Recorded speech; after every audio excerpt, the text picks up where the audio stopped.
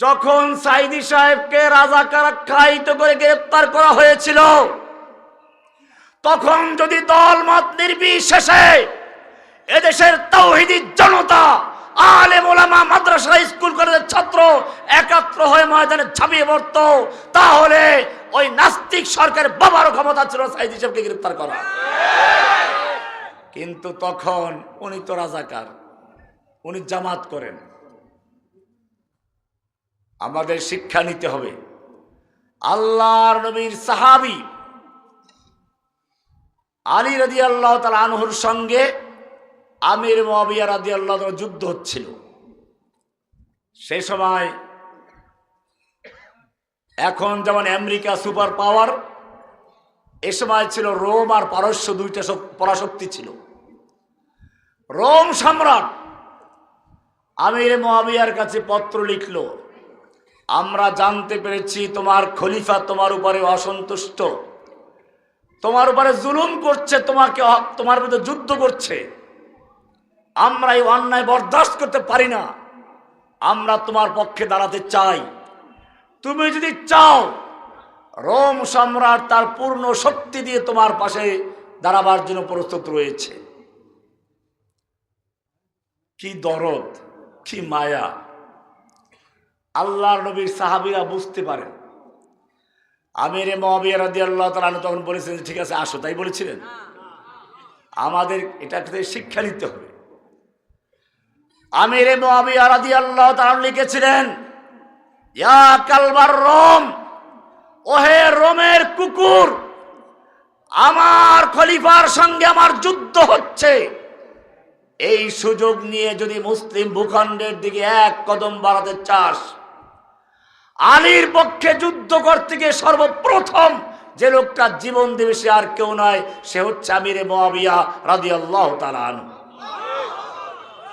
এক চিঠিতে দুশমনদের রাজপ্রাসাদে কম্পন ধরে গেল। আমাদেরও মনে রাখতে হবে, পিছনে যা চলে গেছে এগুলো ভুলে গিয়ে এখনো যদি ঐক্যবদ্ধ না হওয়া যায়, তাহলে এখন এত বড় সাহস হয়ে গেছে, হিন্দুরা আমাদের এই বাংলাদেশে বসে মুসলিমদেরকে জবাই করা শুরু করেছে। এতদিন ভারতে করেছে, পিটিয়ে হত্যা করেছে। আমি মাদারীপুর গিয়েছিলাম সেদিন মাহফিল করতে।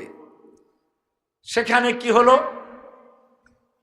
একটা স্কুলের ভিতরে মসজিদ নেই, ওরা একটা জায়গায় নামাজের জন্য নির্ধারণ করেছে। এরপরে নিজেরা টাকা দিয়ে মাইক কিনেছে, আজান দিয়েছে। আজান শোনার পরে ক্ষিপ্ত হয়ে ওখানে হিন্দু ছাত্ররা মুসলমান ছাত্রদের উপরে চড়াও হলো, তাদের হাত পা ভেঙে হাসপাতালে পাঠিয়ে দিয়েছে। এটা আমি ইন্ডিয়ার কোনো গল্প করছি না, বাংলাদেশের গল্প।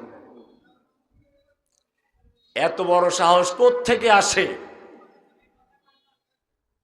আজকে আমাদের মনে রাখতে হবে, একদিকে ফিলিস্তিনি মুসলিমদেরকে পাখির মতো হত্যা করা হচ্ছে, বাড়ি ঘরগুলো একদিকে বুলডোজার দিয়ে গুড়িয়ে দিচ্ছে, ট্যাঙ্কের গোলায় গুড়াচ্ছে, অপর দিকে বিমান থেকে হামলা করে ধ্বংস করা হচ্ছে।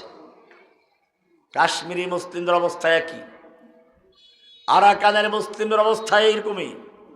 বাংলাদেশে আপনারা দেখেছেন, এদেশের মুসলিমদের আকীদা নষ্ট করার জন্য, ঈমান নষ্ট করার জন্য প্রথমে শুরু করেছিল স্বয়ং আল্লাহ এবং আল্লাহর রসুলকে দিয়ে। আল্লাহ এবং আল্লাহর রসুলকে মানুষ ভালোবাসে, সেজন্য এমন কিছু গল্প তৈরি করেছিল যাতে আল্লাহ এবং আল্লাহর রসুলের প্রতি ঘৃণা তৈরি হয়ে যায়। নাউজুবিল্লাহ। সেটাকে কেন্দ্র করে আপনারা জানেন শাপলা চত্বরের বিশাল সমাবেশ হয়েছিল, কিন্তু সমাবেশ দিয়ে এটা শেষ হয় নাই, সোজা আঙ্গুলে ঘি ওঠে নাই। যখন সেই গণজাগরণ মঞ্চের নাস্তিকদের বিরুদ্ধে একদল তাওহীদি জনতা ওদের পাওনা চুকিয়ে দিয়েছিল, ওদেরকে দুনিয়া থেকে বিদায় করে দিয়েছিল, এরপরে এখন আর কেউ লিখতে সাহস করে? বুঝতে হবে, ক্যান্সার রোগের চিকিৎসা মলম দিয়ে কাজ করা যায় না। আপনার এক জায়গায় কিছু একটা হয়ে গেছে, ডাক্তার দেখালেন, গ্রামের ডাক্তার মলম দিল, হোমিও চিকিৎসা দিল, শহরে গেলেন, অ্যান্টিবায়োটিক দিল, কোনো কাজ হচ্ছে না। এবারে ডাক্তার পরীক্ষা করে দেখলো কি হয়ে গেছে। এখন ডাক্তার বলল বাড়ি নিয়ে যাও রোগী, 2 লক্ষ টাকা নিয়ে আসো। এই রোগী বাঁচাতে হলে তার এই হাত কেটে ফেলতে হবে, ক্যান্সার হয়ে গেছে। না কাটা হলে পরে ক্যান্সার ছড়াইয়া পুরো দেহ নষ্ট করে ফেলে, রোগী বাঁচানো যাবে না। লোকটা বাড়িতে এসে এখন টাকা জোগাড় করে, 2 লক্ষ টাকা জোগাড় করতে হবে। জমি বিক্রি করে, ছাগল বিক্রি করে, হাঁস মুরগি পর্যন্ত বিক্রি করে। মসজিদে হুজুরকে দিয়ে দোয়াও পড়ায়, কেন?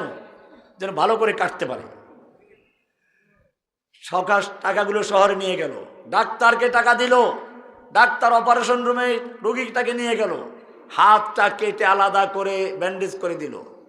আজ পর্যন্ত কেউ কি বলেছে সাহেব তার রুমের ভিতরে নিয়ে একটা লোকের হাত কেটে ফেললো কেন? বলে কেউ? ওই রোগী নিজে বলেছে।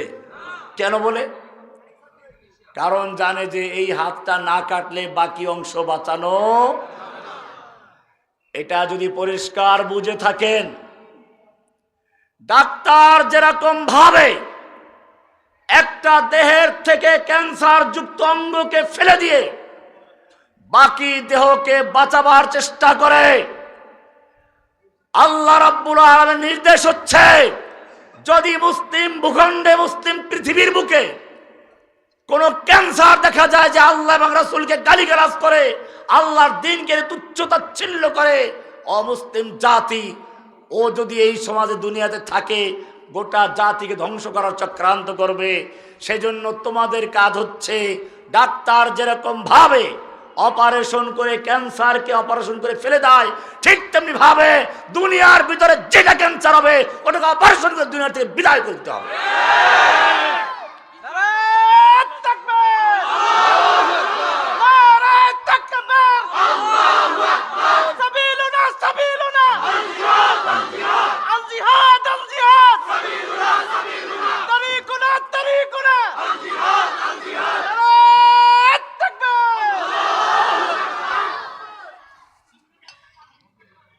ইংরেজরা এই দেশ দখল করার পরে প্রথমে পরামর্শে বসলো, এদেশের ইংরেজদের দালালদের নিয়ে পরামর্শ করলো, আমরা ভারতবর্ষ দখল করেছি, এখন কিভাবে আমাদের ক্ষমতা স্থায়ী হতে পারে সেই জন্য পরামর্শ দাও। এদেশের হিন্দু দাদারা এবং কিছু নামধারী মুসলিম আলেম, পীর, সুফি, যারা পরবর্তীতে নবুয়ত দাবি করেছে, গোলাম মোহাম্মদ কাদিয়ানী সহ, এই লোকগুলো পরামর্শ দিল ভারতবর্ষে একমাত্র শুধুমাত্র শত্রু হচ্ছে মুসলিম উম্মাহ, মুসলিম জাতি। যতক্ষণ পর্যন্ত মুসলমানরা ভারতবর্ষে শক্তিশালী থাকবে অতক্ষণ পর্যন্ত ইংরেজদের শাসন টিকতে পারে না।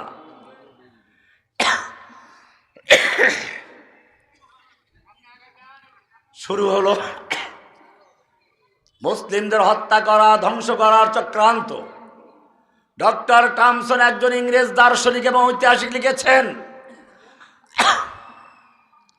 আমার সৃষ্টিকর্তার কসম, দিল্লির সেই চাঁদনি চক থেকে খয়বর পর্যন্ত বিশাল বিশাল রাস্তার দুপাশের বড় গাছগুলোর এমন কোন গাছ বাকি ছিল না যে গাছের প্রত্যেকটা ডালে ডালে এক একজন আলেমকে ফাঁসিতে ঝুলানো না হয়েছিল।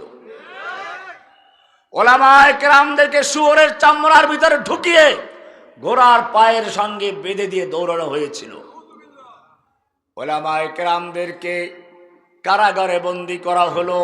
ওলামায়ে কেরামদেরকে আন্দামান দ্বীপে নির্বাসন দেওয়া হলো। 3 লক্ষ কোরআনে কারিমকে একাত্র করে পুড়িয়ে দেওয়া হলো। মাদ্রাসাগুলো ধ্বংস করে দেওয়া হলো। মসজিদগুলোকে ঘোড়ার আস্তাবল বানানো হলো।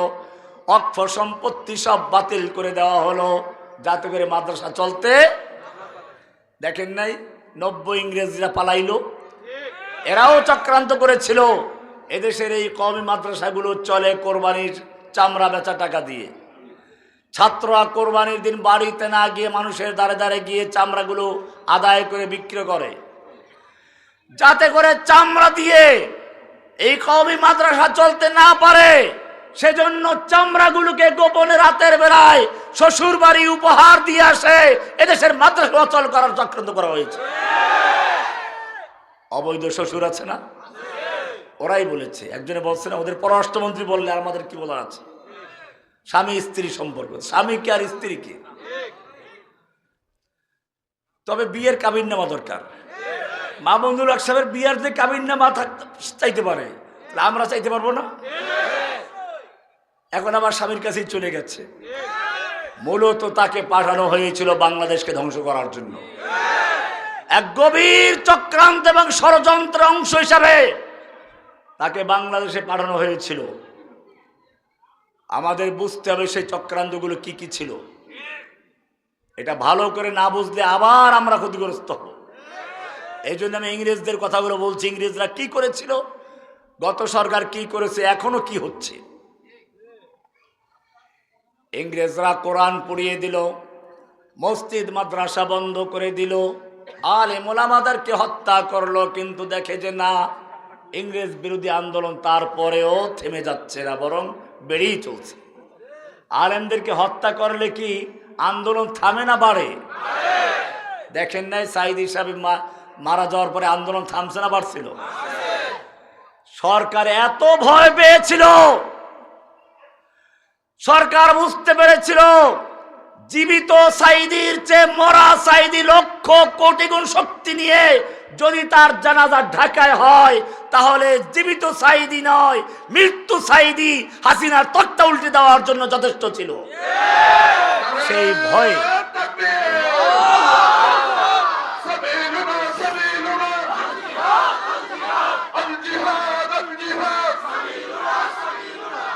এই স্লোগান কম দেন। আমার আরেকটা প্রোগ্রাম আছে, যেতে হবে, অল্প কিছু কথা বলবো ইনশাআল্লাহ।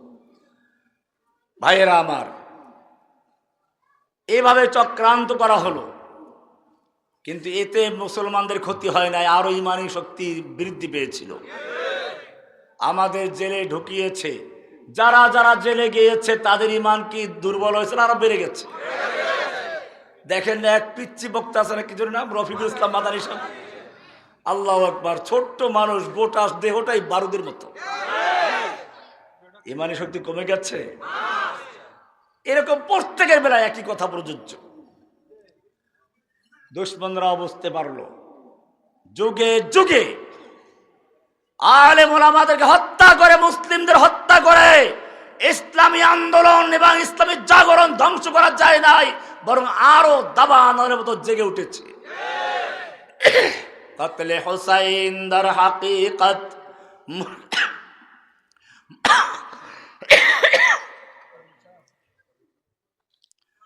कत्ल हुसैन दर हकीकत मुर्गे यजीद है, इस्लाम जिंदा होता है हर करबला के बाद। এই কারণে তারা এবারে চিন্তা করলো আলেমদেরকে হত্যা করা বন্ধ করতে হবে, মসজিদ মাদ্রাসা বন্ধ না করে মডেল মসজিদ তৈরি করতে হবে। কিছু দালাল তৈরি করে, কি তৈরি করতে হবে? ইংরেজরাও তাই করেছিল, মিলাচ্ছে এই জন্য, বোঝার জন্য। ইংরেজ যখন দেখলো ভারতবর্ষের মুসলিমদের মধ্যে ইমানি চেতনা তৈরি করছে একদল আলেম, জিহাদি চেতনা তৈরি করছে, এমন একদল যুবক তৈরি হচ্ছে যারা আল্লাহর দ্বীনের জন্য জীবন দিবে, কিন্তু ইংরেজদের সামনে মাথা নত করবে না। এই যুবকদের বিরুদ্ধে একটা ফতুয়া তৈরি করা দরকার। ফতুয়া তৈরি করার জন্য একজন আলেমকে বাছাই করলো, যিনি ও সময় একজন বুজুর্গ আলেম, মুজাদ্দিদ, পরে আবার নবী দাবি করেছে, গোলাম আহমদ কাদিয়ানী। কি নাম? সে প্রথমেই কিন্তু নবুয়ত দাবি করে নাই। প্রথম পর্যায়ে ছিল পীর সাহেব, তারপরে মুজাদ্দিদ, এরপরে ছায়া নবী, পূর্ণাঙ্গ নবী না, ছায়া নবী, এরপরে জিল্লি নবী, ছায়া নবী, এরপরে উম্মতি নবী, এরপর 1901 সালে গিয়ে পূর্ণাঙ্গ নবী দাবি করেছে। এই লোকটা সর্বপ্রথম যেই জায়গায় আঘাত করেছে সেটা হচ্ছে মুসলিম উম্মার জেহাদি চেতনা ধ্বংস করার জন্য জেহাদের বিরুদ্ধে ফতুয়া লিখেছে। তার একটা কবিতা আছে, जिहाद के नाम छोड़ दो ऐ भाइयों, ইসলাম में হারাম है কতল কিতাল। ইংরেজরা যেভাবে মুসলিম যুবকদের অন্তর থেকে জিহাদকে বিতর্কিত করার জন্য গোলাম আহমদ কাদিরকে তৈরি করেছিল, 90 ইংরেজ যারা পালালো সেও আর একজন কাদিয়ানির দোসর ফরিদউদ্দিন মাসউদকে তৈরি করলো, যে 1 লাখ আলেমদের ফতোয়া তৈরি করলো। আমি আপনাদের জিজ্ঞেস করতে চাই, এই বাংলার জমিনে যখন আল্লাহ এবং আল্লাহর রাসূলকে গালিগালাজ করা হয়েছিল, তুচ্ছ-তাচ্ছিল্য করা হয়েছিল, অবমাননা করা হয়েছিল রাসূলের শানে, তখন 1 লাখ ওলামার ফতোয়া লিখলো না কেন? লিখেছিল? রাসূলের সম্মানের জন্য তার কলম জ্বলে উঠলো না, আল্লাহর সম্মানের জন্য তার কলম লেখা আসলো না। আর যখন সে আল্লাহর দুশমনদেরকে, রাসূলের দুশমনদেরকে একদল মানুষ জাহান্নামে পাঠিয়ে দিল, তখন তাদের বিরুদ্ধে তার কলমটা জ্বলে উঠল। 1 লাখ ভুয়া আলেমের ফতোয়া দিয়ে একটা বই লিখে ফেলল, নাম দিল 1 লক্ষ আলেমের ফতোয়া। ভাইরা আমার, এরপরে শুধু এ পর্যন্তই না, ইংরেজরা এরপরে ইসলামের মৌলিক পরিভাষাগুলো পরিবর্তন করে দিচ্ছিল, এখনো সেটাই হচ্ছিল। নতুবা নওফেলের মতো একটা নাস্তিক, একটা হিন্দু, তাকে এদেশের শিক্ষামন্ত্রী বানিয়ে গোটা জাতিকে ধ্বংস করার চক্রান্ত করা হয়েছে। সচেতন থাকতে হবে। এই মাদ্রাসাগুলো, এই যে কত ছোট ছোট হাফেজ, ইংরেজরা যখন আলেম ওলামা ধ্বংস করলো, তারপরে আন্দোলন চলতেছিল, তখন ওই আলেম আবার দালালদেরকে জিজ্ঞেস করলো, তোমাদের পরামর্শ অনুযায়ী মাদ্রাসা বন্ধ করলাম, মসজিদ বন্ধ করলাম, আলেমদের হত্যা করলাম, কিন্তু এখনো তো আন্দোলন বন্ধ হচ্ছে না। তখন এই যে মাদ্রাসার ছোট ছোট বাচ্চারা হাফেজ, এরকম হাফেজদেরকে নিয়ে হাজির করলো, বলল, তোমরা যে কোরআন পড়িয়েছ ওটা কাগজের কোরআন, তোমরা যে মাদ্রাসা জ্বালিয়ে দিয়েছো, ইট পাথরের মাদ্রাসা মসজিদ বন্ধ করে দিয়েছ, কিন্তু জেনে রাখো এই যে ছোট ছোট বাচ্চারা, এদের প্রত্যেকের বুকের ভিতরে 30 পারা কোরআন সংরক্ষিত রয়েছে। কিয়ামত পর্যন্ত তোমাদের পক্ষে কোরআনকে বন্ধ করা সম্ভব হবে না। ইউরিদুনা লিইউতফিউ নূরাল্লাহি বিআফওয়াহিহিম আল্লাহু মুতিম্মু নূরিহি ওয়ালাউ কারিহাল কাফিরুন। ও মুসলিম উম্মাহ, তোমাদেরকে মনে রাখতে হবে, দুশমনরা তাদের চক্রান্ত করতেই থাকবে, মুসলিম উম্মার ভিতরে বিভক্তি তৈরি করার চক্রান্ত করবে। এটা রাজাকার, এটা জঙ্গি, এটা হচ্ছে ধর্ষক। এরপরে আরো চক্রান্ত ছিল, ওরা আমাকে অনেক লম্বা তালিকা দেখিয়েছিল, রহমানী সাহেব আপনি তো বের হতে পারবেন না, দেখে নেন। এই যে মামুনুল হক সাহেবকে সাজিয়েছি এভাবে, যাতে আপনারা জনগণের সমর্থন নিয়ে কাজ করবেন, তো জনগণের সাথে এমন একটা প্রচার করে দিব, জনগণ ওদেরকে থুতু মারবে। কিন্তু ওদের চক্রান্ত সফল হয়েছে? মামুনুল হককে আমি তখনই বলেছিলাম জেলখানায় বসে, ইনশাআল্লাহ আপনি বের হলে পরে আপনাকে থুতু মারবে না, বরং ইনশাআল্লাহ জনগণ আগের চেয়ার পক্ষে বেশি চলে আসবে। আপনাদেরও মনে রাখতে হবে, ইংরেজদের চক্রান্ত যেভাবে চলছিল, এখনো সে চক্রান্ত আছে এবং চলবে। মুসলিমদের মূল শক্তিরা কোন জায়গায় সেটা বুঝতে হবে। মুসলিমরা সংখ্যাগরিষ্ঠের উপরে নির্ভর করে যুদ্ধ করে না। এখন ইসকন দিয়ে আমাদেরকে আক্রমণ করার ভয় দেখানো হচ্ছে। ভারতের বিশাল শক্তি আছে, মুসলিমদের একটা যুদ্ধে অনেক সৈনিক ছিল, কাফেরদের সমান বা তার চেয়ে বেশি ছিল। মুসলমানদের মধ্যে একটা কথা প্রচার হয়ে গেল যে আজকে আমাদের সংখ্যায় এত বেশি যে সংখ্যায় কম হওয়ার কারণে আজকে আমরা পরাজিত হব না। যুদ্ধের ময়দান অবতীর্ণ হলো, কাফের হাওয়াজেন গোত্র এমন আক্রমণ করলো, মুসলমানরা এলোমেলো হয়ে চলে গেল, ময়দান ফাঁকা হয়ে গেল। আল্লাহর নবী একা হয়ে পড়লেন, আল্লাহর নবীকে পর্যন্ত সুরক্ষা দেওয়ার জন্য পাশে আর কেউ নাই। আল্লাহর নবী মুহাম্মদুর রাসূলুল্লাহ সাল্লাল্লাহু আলাইহি ওয়াসাল্লাম যুদ্ধের ময়দানে একা দাঁড়িয়ে বলছেন আনান নবিয়্যু লা কাযিব আনা ইবনু আব্দুল মুত্তালিব, আমি সত্য নবী, মিথ্যা নবী নই, আমি আব্দুল মুত্তালিবের সন্তান, আমি পালাবার নবী নই। তাআলাউ ইবাদাল্লাহ, ও আল্লাহর বান্দার আমার কাছে আসো, আমার কাছে আসো, আমাকে কেন্দ্র করে আবার যুদ্ধ শুরু করো। এইবারে সাহাবায়ে কেরাম আবার চলে আসলেন। এখন আর সংখ্যাগরিষ্ঠের গর্ব নেই, এখন ভরসা কার উপরে? এইবারে যখন প্রচন্ড যুদ্ধ শুরু করলেন, আল্লাহ রাব্বুল আলামিন মুসলিমদেরকে সেই যুদ্ধ বিজয় দান করেছিলেন। সুবহানাল্লাহ। কোরআন পরিষ্কার বলছে, ওয়া ইয়াউমা হুনাইনিন ইয আজাবাতকুম কাসরাতুকুম ফালাম তুগনি আনকুম শাইআ, যখন তোমাদের সংখ্যাধিক্যতা তোমাদেরকে খুশি করে আনন্দিত করেছিল, তোমাদেরকে আনন্দিত করেছিল, কিন্তু কোনো কাজে আসে নাই। সুম্মা ওয়াল্লাইতুম মুদবিরিন, তোমরা সব পৃষ্ঠ প্রদর্শনে পালিয়েছিলে। কে বলেছেন? কিন্তু যখন মুমিনরা আবার ময়দানে ফিরে এসেছে, তাওহীদের আকীদা ছিল, বিশ্বাস ছিল, আবার বিজয় দান করেছেন কে? তাহলে মুসলমানরা কি সংখ্যা আধিক্যের উপর ভর করে যুদ্ধ করে নাকি আল্লাহ ভর করে? মনে রাখতে হবে এটা। আমরা যতই রাত ভরে হিন্দুদের মূর্তি পাহারা দেয়, ওরা খুশি করতে পারবে ওদেরকে? খুশি করতে হবে কাকে? এটা মনে রাখতে হবে। আল্লাহর নবী যখন তাওহীদের দাওয়াত দেওয়া শুরু করলেন, লা ইলাহা ইল্লাল্লাহর বাণী শোনালেন। লা ইলাহা মানিটা কি? কেবল লা ইলাহা ইল্লাল্লাহ পড়ে জিকির করে কলব ফাটাই দেয়, অর্থ জানে না। ভালো করে বুঝবেন, লা ইলাহা ইল্লাল্লাহ দুইটা অংশ। কয়টা অংশ?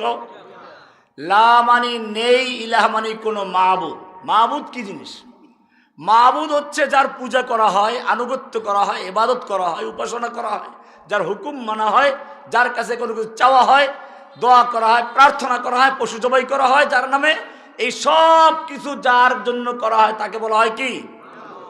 আমরা এক কথায় বলছি লা মাবুদ, লা ইলাহা মানে লা মাবুদ বিহক, কোনো মাবুদ নাই ইল্লাল্লাহ, কে ছাড়া? অমুসলিম ভালো করে বুঝে রাখো, তুমি যখন একটা পুরাতন বিল্ডিং রং করতে যাও, প্রথমে পুরাতন রংটা ঘষে মেজে ধুয়ে মুছে পরিষ্কার করে নাও, তারপরে নতুন রং করো, ঠিক কিনা? কারণ পুরাতনটার উপরে করলে পুরাতনটা সহ নতুনটা উঠে যাবে। ঠিক তেমনি ভাবে লা ইলাহা মানে হচ্ছে লা ইলাহা, কোনো ইলাহা নেই, কোনো মাবুদ নেই, কোনো খাজা বাবা নেই, গাজা বাবা নেই, ল্যাংটা বাবা নেই, কোনো আইনদাতা নেই, কোনো বিধানদাতা নেই, কোনো হুকুমদাতা নেই, কোনো গেসু দারাজ নেই, জুলফে দারাজ নেই, আতা বাক্স নেই, গঞ্জে বাক্স নেই, কত কিছু বানিয়ে নিয়েছে। লা ইলাহা বলে সব গায়রুল্লাহ উৎখাত করে শুধুমাত্র একজনকে বসানো হচ্ছে লা ইলাহা। আমার অন্তরে শুধু কে আছেন? আমার ব্যক্তি জীবনে হুকুম চলবে কার? পারিবারিক জীবনে কার? রাষ্ট্রীয় জীবনে কার? আন্তর্জাতিক জীবনে কার? সন্তান দেওয়ার মালিক কে? রিজিক দেওয়ার মালিক কে? আইন দেওয়ার মালিকটাও কে? ইয়া আইয়ুহান নাস আনতুমুল ফুকারাউ ইলাল্লাহ, হে মানব জাতি তোমরা সব আল্লাহর দরবারের ফকির। কে বলেছেন? আনতুমুল ফুকারাউ ইলাল্লাহ, তোমাদের আমির ফকির, প্রজা ফকির, বাদশা ফকির, প্রজা ফকির, ইমাম ফকির, মুক্তাদি ফকির, পীর ফকির, মুরিদ ফকির, তোমাদের সব ফকির। আল্লাহু হুয়াল গনিয়ুল হামিদ, ধনী হচ্ছেন কে? লা ইলাহা। বুঝে আসছে এটা? ব্যক্তি জীবনে হুকুম চলবে কার? লা ইলাহা। মসজিদে হুকুম চলবে কার?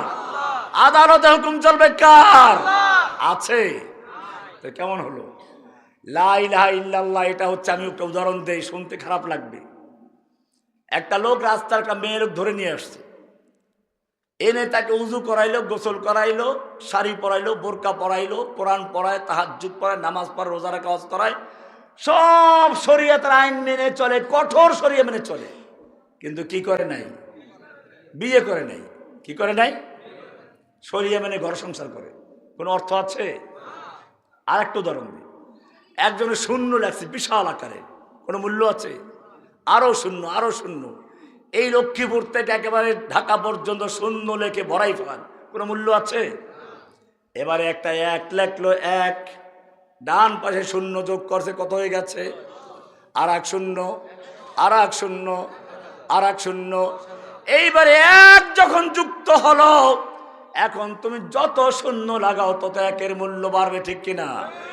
একটা হচ্ছে লা ইলাহা, এই একটাই হচ্ছে মূল শক্তি। একটা হচ্ছে তাওহীদ।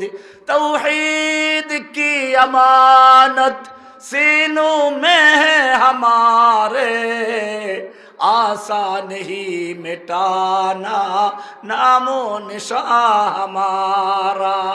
আমাদের ইমানি শক্তি তাওহীদ। শক্তি কি? অমুসলিম যুদ্ধ চলছে পারস্য সম্রাটের বিরুদ্ধে। রোস্তম একজন সিপাহসালার, পারস্যের প্রধান সিপাহসালার। অপরদিকে খালিদ বিন ওলীদ, ওমর বিন খাত্তাবের সিপাহসালার। মুখোমুখি ময়দানে খালিদ বিন ওলীদ আছে মাত্র কয়েক হাজার সৈন্য, অপরদিকে পারস্য সম্রাটের সেনাপতি রোস্তমের সাথে 3 লাখ সৈন্য। রাতের বেলায় রোস্তম চিন্তা করে একটু গোয়েন্দাগিরি করা দরকার। মুসলিমদের তাঁবুতে গোয়েন্দারা গেল, গিয়ে দেখে যে সব কান্নাকাটি করে। ভোর রাত্রে মানুষ কি করে? তাহাজ্জুদ পড়ে আল্লাহর কাছে ক্রন্দন করে। ওরা গিয়ে দেখলো সব কান্নায় জারে জার হয়ে গেছে। গোয়েন্দারা রোস্তমকে বলল যে ওদের সঙ্গে যুদ্ধ করার দরকার নেই, ওরা সব ভয়ে কান্নাকাটি শুরু করে দিয়েছে। রোস্তম চিন্তা করলো তাহলে 3 লাখ লোক নামার দরকার নেই, 2 লাখ রিজার্ভে রাখবে, 1 লাখ নামাও। 1 লক্ষ লোক নিয়ে ময়দানে ঝাঁপিয়ে পড়লো। যেই লোকগুলো সম্পর্কে রিপোর্ট ছিল ওরা কান্নাকাটি করে যুদ্ধের ময়দানে দেখা গেল এক একজন মুসলিম সৈন্য ওদের হাজার হাজার সৈন্যকে কেটে টুকরো টুকরো করে দিচ্ছে, যেদিকে যাচ্ছে কাতার ফাঁকা করে দিচ্ছে। রোস্তম যুদ্ধ বন্ধ করতে বলল, বেরাকে যাও। এবারে ভোর রাতে আবার বহুদর্শী, বহু অভিজ্ঞতা সম্পন্ন গোয়েন্দা পাঠালো। আজকেও গোয়েন্দারা গিয়ে দেখে ঠিকই তো কান্নাকাটি করে, তাদের রহস্যটা কি? এইবারে তারা ভাষা বোঝার চেষ্টা করলো কেন কান্নাকাটি করছে। গোয়েন্দারা লক্ষ্য করে দেখলো যে তারা কান্নাকাটি করে বলছে, রব্বুল আলামিন আগামীকাল তোমার দুশমনদের বিরুদ্ধে যুদ্ধ হবে, লড়াই হবে। ওরা 3 লক্ষ সৈন্য ময়দানে প্রস্তুত রয়েছে, আমরা কয়েক হাজার মাত্র সৈন্য ময়দানে আছি। ও রব্বুল আলামিন সংখ্যার বেলায় আমরা কম, অস্ত্রের বেলায় আমরা কম, শক্তিতে আমরা দুর্বল, কিন্তু আমাদের মাওলা আছো তুমি, ওদের কোনো মাওলা নেই। যালিকা বিআন্নাল্লাহা মাওলাল্লাযীনা আমানু ওয়া আন্নাল কাফিরিনা লা মাওলা লাহুম। ও মুসলিম জেনে রাখো আমাদের মাওলা কে? ওদের কোনো মাওলা আছে? ওদের আছে 10 হাত। ওরা দেখেন না বাঁশের টাপ পাশায় দিয়ে তারপর দাঁড় করে রাখে, পরে ভেঙে চলে নদী ফেলাই দেয়। যালিকা বিআন্নাল্লাহা মাওলাল্লাযীনা আমানু ওয়া আন্নাল কাফিরিনা লা মাওলা লাহুম। মুমিনদের মাওলা কে? আল্লাহ। ও রব্বুল আলামিন তুমি আমাদের সাহায্য করো। গোয়েন্দারা বুঝতে পারলো যে এই কান্নাকাটি করে ঠিকই আমাদের ভয়তে না। রোস্তমকে গিয়ে বললো, দেখো মুসলিম সৈনিকদের বিরুদ্ধে যুদ্ধ করার দুঃসাহস দেখো না। বলে কেন? ওদের কি সৈন্য আমাদের চেয়ে বেশি? বললো না, ওদের সৈন্য আমাদের চেয়ে অনেক কম। বলে তাহলে কি ওদের অস্ত্র অনেক বেশি? বলে না, অস্ত্র ওদের অনেক কম। বলে তাহলে কি ওদের গায়ে শক্তি বেশি? না, তাও তো কম। তাহলে আমাকে কেন ভয় দেখাচ্ছ? সৈন্য আমার বেশি, অস্ত্র আমার বেশি, শক্তি আমার সৈনিকদের গায়ে বেশি, কেন ভয় দেখাচ্ছ আমাকে? গোয়েন্দারা বলেছিল, দেখো হতে পারে অস্ত্র তোমার বেশি, সৈনিক তোমার বেশি, গায়ে শক্তি তোমার বেশি, কিন্তু জেনে রাখো তোমার সৈনিকদের কাছে সুন্দরী যুবতী নারী আর মদের পেয়ালা যত বেশি মূল্যবান, মুসলিম সৈনিকদের কাছে আল্লাহর রাস্তায় জীবন দিতে পারা তার চেয়ে বেশি মূল্যবান। তারা মন্তব্য করেছিল, হুম রহবানুল লাইলি ওয়া ফুরসানুন নাহার। ওরা রাতের বেলায় আল্লাহর কাছে কান্নাকাটি করে বৈরাগীর মতো, আর দিনের বেলায় দুর্ধর্ষ যোদ্ধা হয়ে যুদ্ধ করে।